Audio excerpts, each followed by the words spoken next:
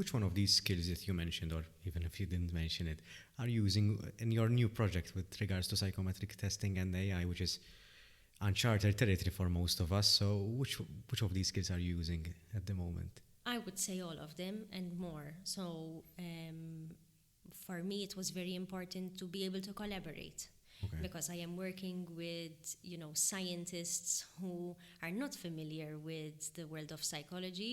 In the same way, I have no idea about the very, very technical work that they do. And so sometimes they are saying whole sentences of words that I have no idea what it means. So I think collaborating, being able to ask the right questions, to my colleagues, to ask them to please help me understand, and in the same way making myself clear when I explain something that is related to psychometrics, and making sure that I am very detailed also, because I think it happens to every professional, right? Once you do things so often, you start to think that it's common knowledge, yeah.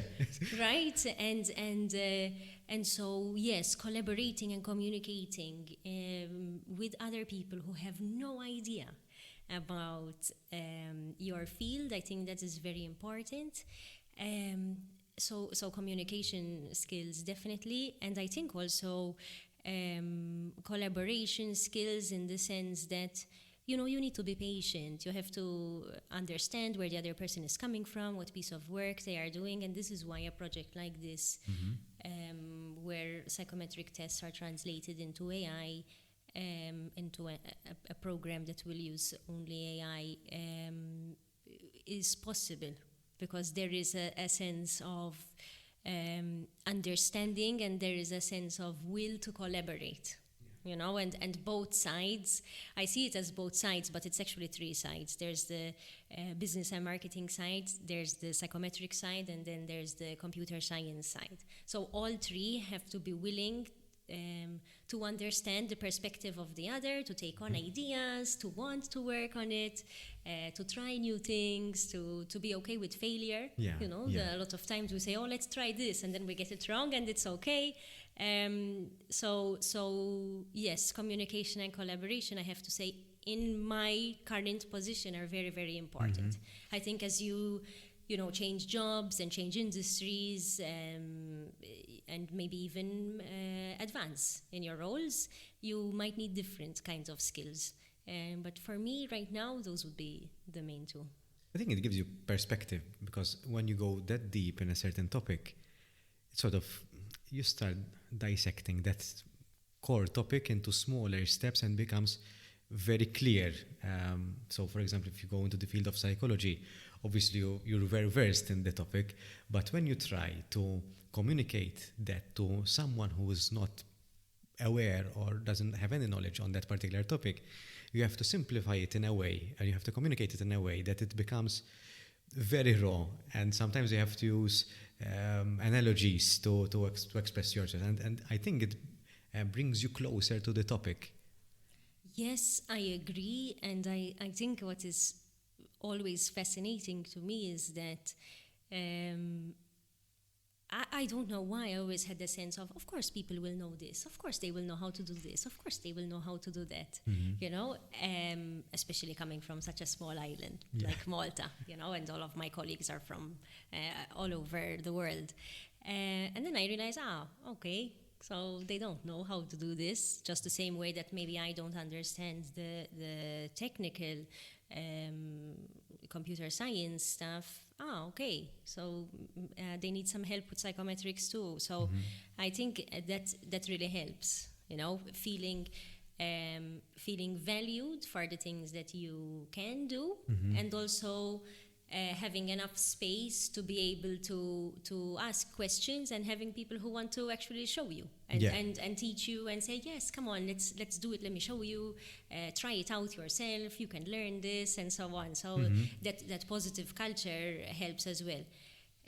Is it always positive? No, because sometimes there is an amazing communication gap where you think the other person it's incredible because the other person is sure that they told you something and you are sure that you told them something, but you were talking about three different things, but you were only two people, so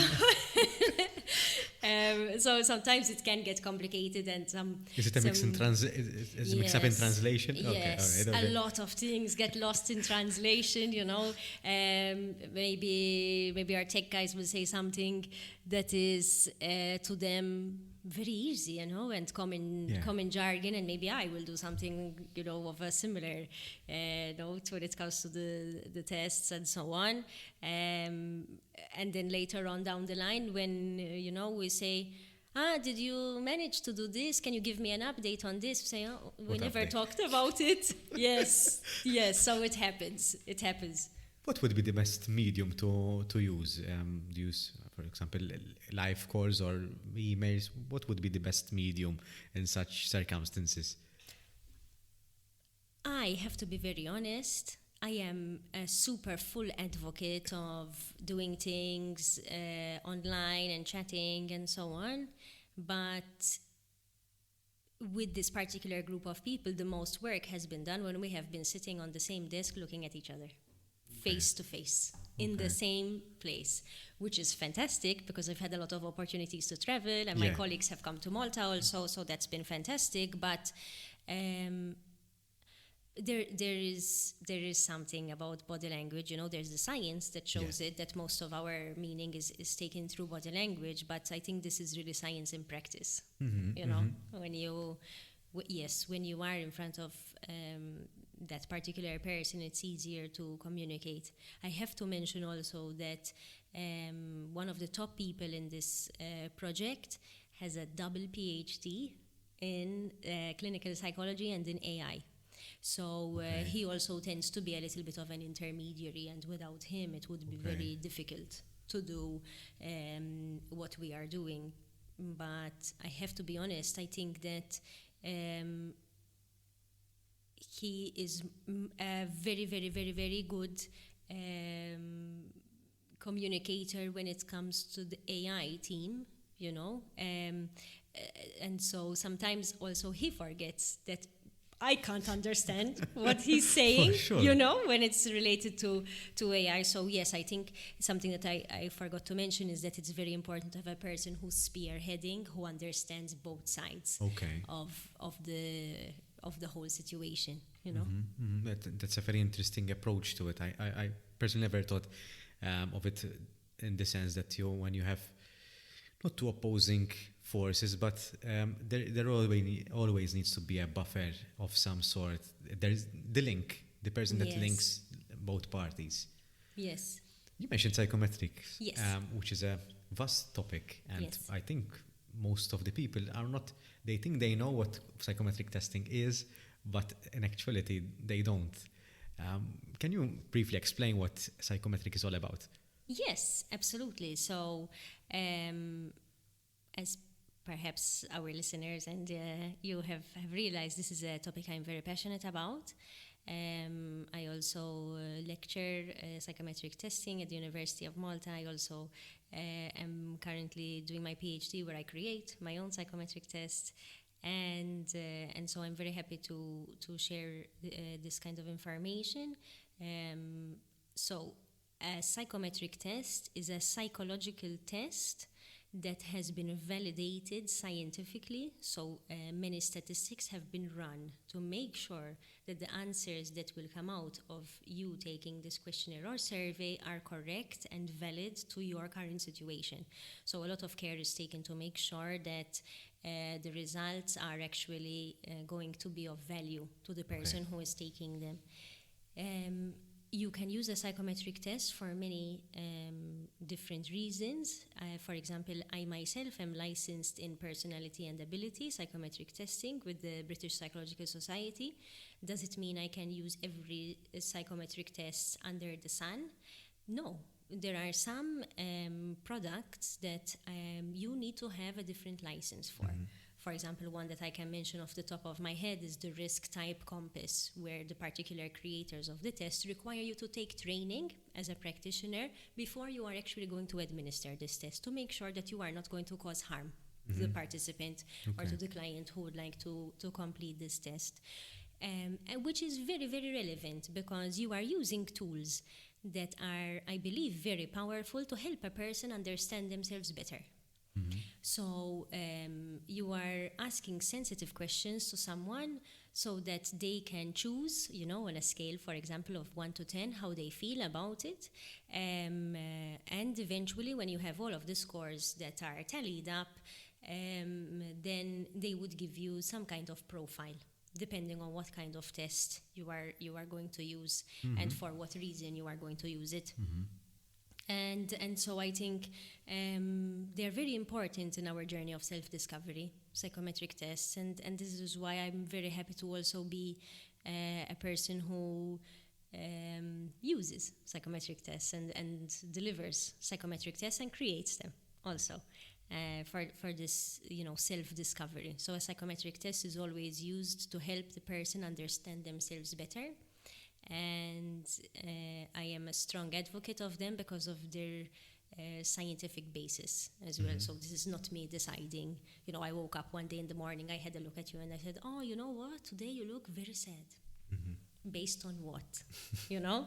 And so they are psychometric tests are very, very widely researched, and there is also obviously a way of figuring out if a test is valid and reliable and so on, which is why you should have somebody who is experienced and licensed to offer psychometric tests to get obviously the best result, right, from it.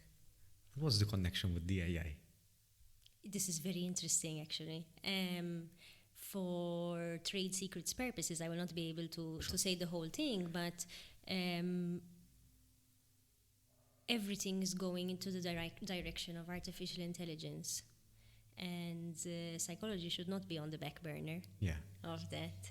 So basically, it is the psychometric testing of the future. I have no doubt. Very interesting.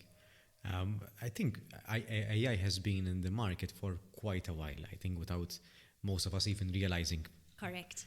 And I think it popped up in November when ChatGPT came out into the world, so to speak. So now it's a very common buzzword, and I tend to agree. I'm not in direct contact with psychometric testing and AI per se, but I can see that.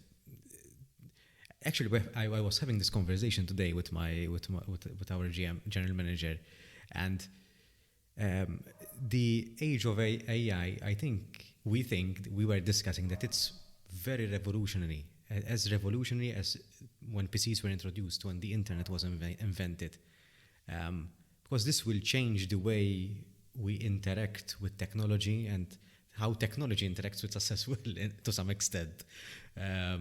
Obviously, we're not discussing about sentient beings. That's another topic. But it will definitely change how we use technology. And most psychometric tests, they can be taken online, which gives power for them and accessibility for them to be linked with AI. So I think that's the way to go as well. And I think something that I have to agree with everything that you said, and something that I am very interested in seeing in the next few years is this idea, that imagine that you are going to have scientists who are collecting data from thousands of people who are completing particular psychometric tests, and you have this fascinating program that is going to learn. Every time a new test is processed, it's going to learn something new. It's going to learn something new. Will it be able to predict patterns of behavior? So I think it's really an area that has to be watched, and also I think it's an area that people need to explore and start to learn about, and slowly start to integrate it in their way of working. And in such conversations, I like to. A quote comes to mind, the Spider-Man quote: "With great power comes great responsibility." And from your experience working with AI, because you're in direct contact with this technology, what could be the dangers of AI and how can we become mature enough to deal with that? I think this is a very difficult question to answer because at this particular point, I am still on the side of things where I am fascinated by AI, right? I don't know what it will be like in a few years' time. I am hoping that the people who create, things to be used using this kind of platform, so using artificial intelligence, will be sensitive and will be ethical and create tools that are going to be used in a positive way. That is what worries me, that sometimes, unfortunately, not everyone will use technology in an ethical and positive way, and so maybe it can create big difficulties if it is abused. However, I have to say that I'm very happy to have not been exposed to that yet, so I wouldn't really know too much, about it. I think such ideas emerge from a good place, a place of curiosity to want to add something innovative and to bring an idea into life as well. So I think at this stage, even the general word of AI, I think it's still in the explorative stage. Yes. So I think we're all fascinated about the AI and how it works and how it's able to generate such responses in such a short period of time. So I think we're still numb about the whole AI situation. But yeah, I can't help but worry a bit how this will be interpreted in a few years' time. I think again, with great power comes great responsibility, so we have to use it responsibly. I mean, I'm sure you know more than me in this topic. Even if there are many psychometric tests today, there are still people who misuse psychometric tests to this day and age. So even if they are not AI based, they are still misused. I mean, you can misuse everything. Correct. In that regard. Correct. I really agree with this. You can misuse everything, but I guess the intention of the use is very important. That idea of why am I doing this? What am I going to get out of this? What are the consequences of me doing this? Reflecting about why you are doing something and being honest with yourself. I think it helps in understanding whether something might be dangerous or not. Does everyone have the capacity to go through this reflective process? I'm not sure.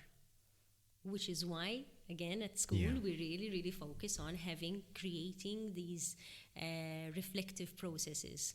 Perhaps you are familiar as I am that when you are educated and perhaps a little bit indoctrinated in the psychology field, you are all the time constantly reflecting, constantly, it becomes a part of you, but I do see that in other fields, it's not so much ingrained in students, this idea of reflecting, of how could this have been done better?